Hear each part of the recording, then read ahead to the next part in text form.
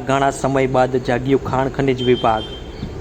ઉનાના ઉમેજ ગામની રાવલ નદીમાંથી ગેરકાયદેસર રેતી ચોરી કરતા 3 ટ્રેક્ટરો ઝડપી પાડ્યા, જ્યારે એક ટ્રેક્ટર ચાલક ટ્રેક્ટરની ટ્રોલી મૂકી નાસી ગયો।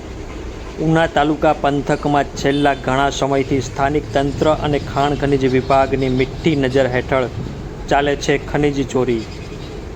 ઉનાના ઉમેજ ગામની રાવલ નદીમાંથી એક રેતી ભરેલ ટ્રેક્ટર, 2 ખાલી ટ્રેક્ટર અને 1 ટ્રોલી મળી કુલ 17 લાખનો મુદ્દામાલ ખાણ ખનીજ વિભાગ દ્વારા કરાયો જપ્ત।